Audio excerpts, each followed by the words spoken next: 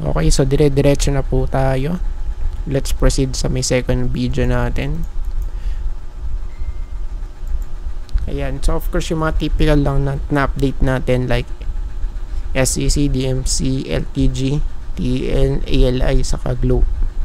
So kapon di tayo nakapag-upload at medyo masama yung pakiramdam ko. Ayan. So ngayon guys, for SEC nalaglag na siya. Nalaglag na. Okay, tapos halos nag-retest dun sa may sa may 200 day. Yun lang, no? So for now, of course medyo i-clear muna natin yung chart natin. Ayan. I-check natin sa weekly. Nag-gap down. Yun lang, guys, no?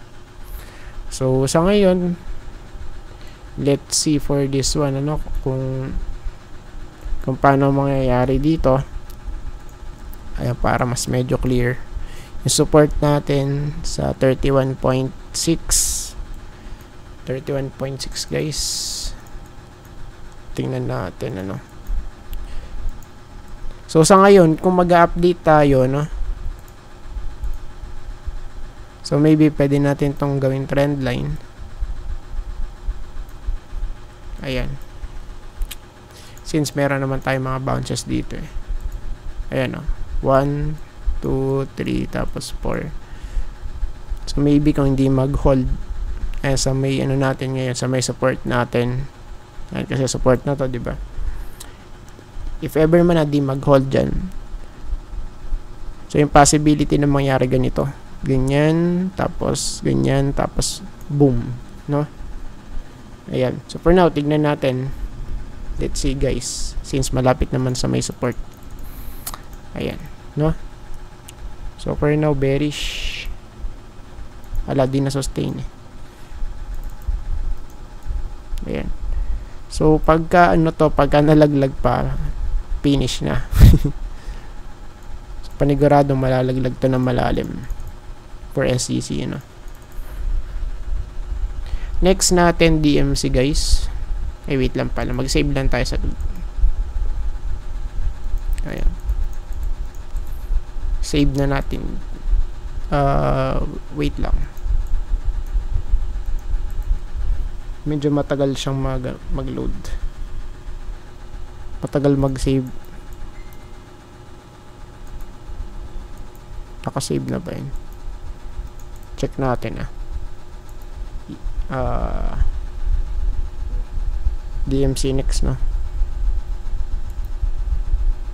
Ayan, tapos balik tayo sa SEC. Baka di kasi na-save, umiikot lang, loading. Ayun, so na-save naman siya. Goods. So DMC na tayo mga lods, mga boss. So sa weekly, medyo namumula-mula na ng very light. Okay, so medyo namumula-mula na. Tingnan natin kung malalaglag na siya rito sa 10.7 to 10.4 since meron tayong trend line dito guys. Ayan, so trend line na natin to before no? Pero still of course intact pa din to.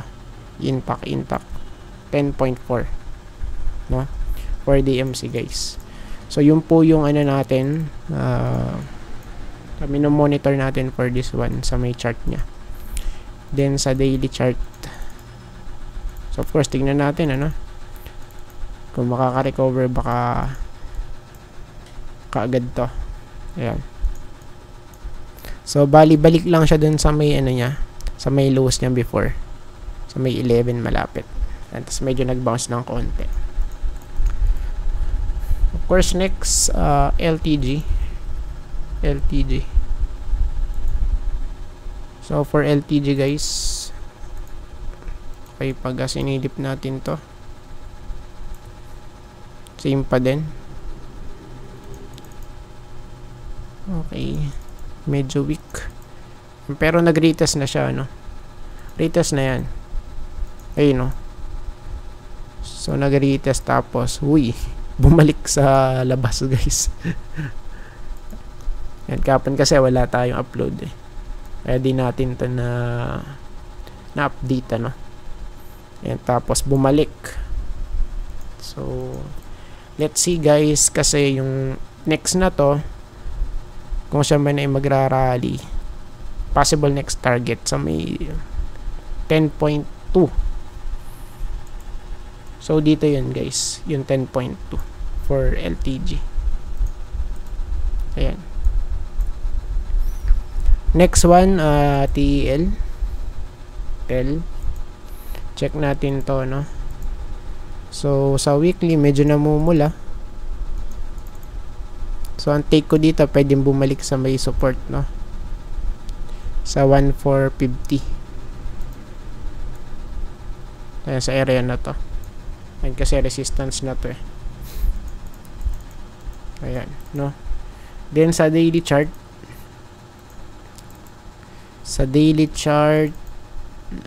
tingnan natin. So, bumalik. Okay, tapos nag-bounce. Okay, tapos medyo nag-hold dito. Ayan, so tingnan natin, ano. Let's see. Ayan, pero pwede pa rin kasi malaglag to talaga dito eh. Ayan, sa 1,450, ano.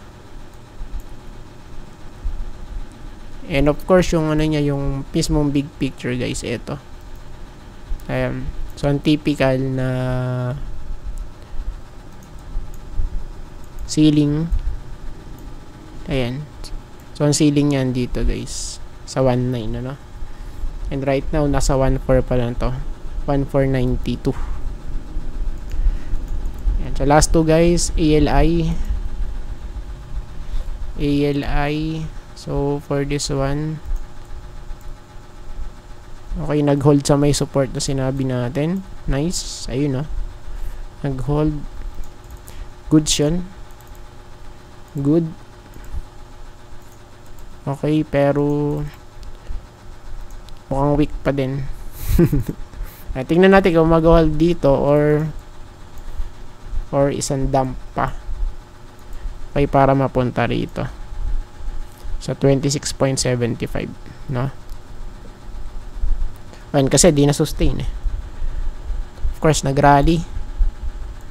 Ito. Okay, tas bumalik. Ayan, tas medyo tumalbog ng konti. And tignan natin, ano, this week.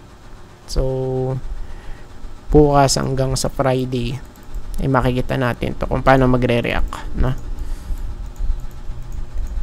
Ayan. So, next, last but not the least, Globe. Ayan, so medyo mabilis yung video natin ngayon. For Globe, okay, medyo napaglaruan pero bumalik dun sa gawin taas, no? So right now kasi medyo delikado to eh, kasi may divergence. Lower high. Same sa may ano natin, stochastic. Lower high to. Then sa price, higher high. Ayan. Okay. So right now medyo nagiging weak ating candlestick. So pwedeng bumalik dito sa 2-1, ano, 2-1 guys. So for now 2-1 muna. Ayan, kasi yun yung medyo malapit sa may 200, no. Then sa ano natin, sa daily, medyo nag-hold saan, sa may support. So before yung support natin nandito kasi. So ngayon, kung mag-add tayo, may possible dito. Ayan, kasi dito medyo nag-hold, right? Ayan. So dalawa na. Yung first eto. Okay, tas pangalawa ito. Of course, nagkikreate ng ano to, base. Ayun, no, basing na to, yo. Tapos breakout. Tapos basing ulit. Tapos ayan, breakout. Tapos ngayon, okay, parang same pattern lang din yung kinikreate niya. Okay, parang magkikreate ng base ulit to. Ayan, sa iba parang ang tawag dito Darvas box eh. Kasi mukha siyang box, right? Ayan. So I think tapos na po tayo guys. At see you po sa next video.